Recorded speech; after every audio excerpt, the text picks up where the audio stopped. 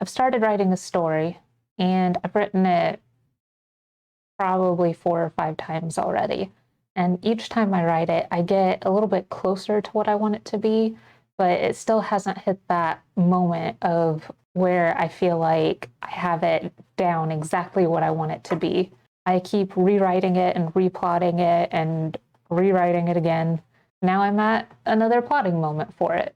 I really love the idea of it. And I think that I'm getting I have the basic idea, like I have the beginning and I have the end all set out perfectly, exactly the way I want it.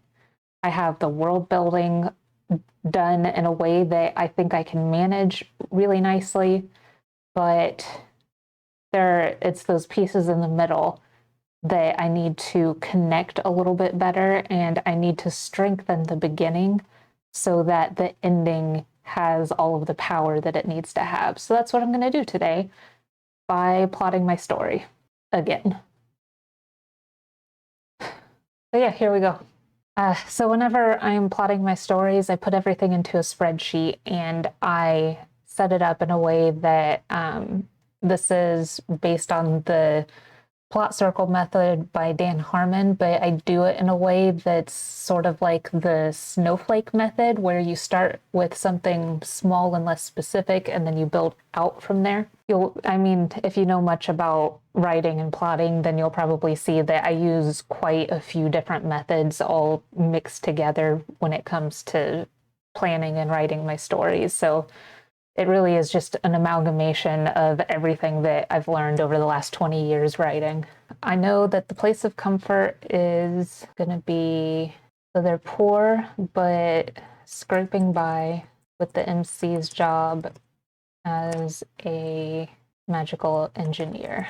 And that's the other fun part of the story, is that I'm doing something that I call magic punk, where it's like magic technology in the like Victorian steampunk style. All right, and then end of the story, the change that happens is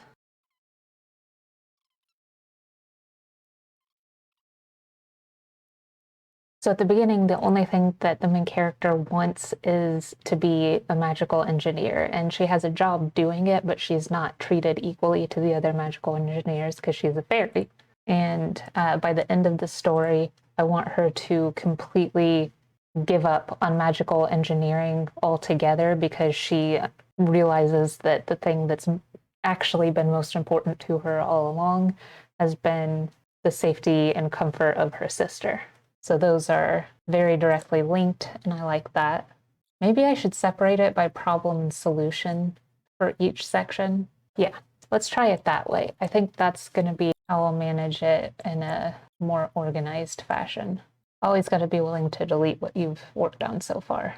The reason that I'm putting the problem and solution here is because I believe that for every scene that you have and every plot point that goes into it, in order to drive the action forward, you have to have a problem that the main character faces and the solution that comes out of it, followed by more problems that result because of the solution that they found.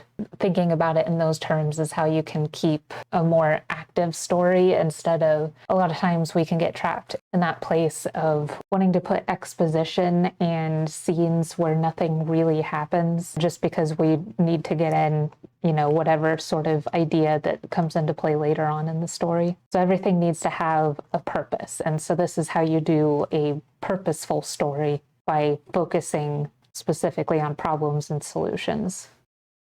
Yeah, all of these things are really helpful for that sort of thing. Now I actually have to do it, to be a writer like a real girl.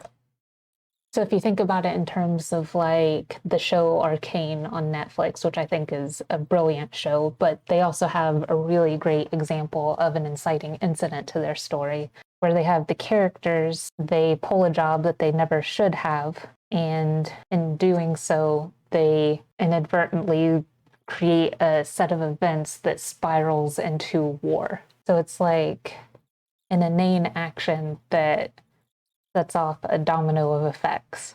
So I want something like that.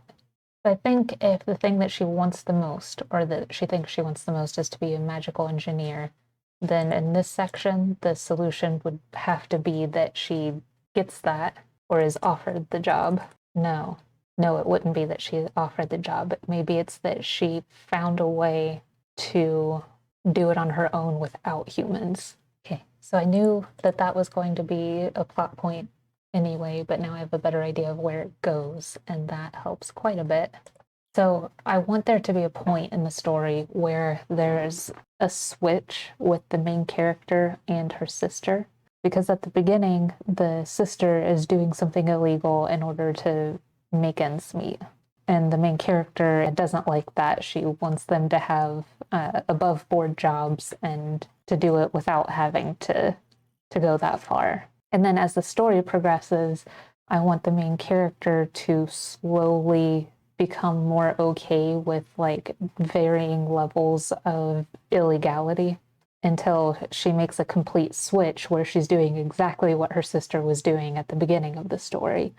And the sister, I want her to make the move from she's doing what she's doing because she thinks it's her only option to eventually getting to a point where she dreams of a better life for herself, where she can have an above board job doing something that she's really good at and that she loves to do.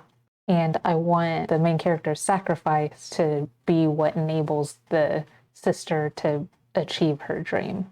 And I think that'll be like a fun ideology swap throughout the story and a good character arc for both of them.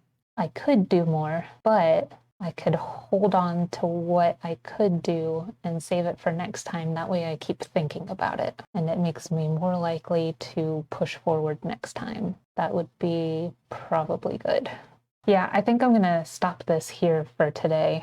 I've been having a good time plotting out the story like this. So I think that it'll definitely let me get to a much better position for when I actually get back to the writing. I don't know if I want to write this for NaNoWriMo, because I usually do writing sprints during NaNoWriMo every year. Or I might do it outside of NaNoWriMo and try to do something else for that. Because I have this story and then I have another one that I've been thinking about and doing a lot of short stories as like character studies so that I could get like a better grasp on that world. And I don't know if I'll do this one or that one for NaNoWriMo, but I'm sure I'll figure something out. It'll be one of them anyway. I would call that a successful plotting session. I'm pretty happy about it. But yeah, I will see you guys later.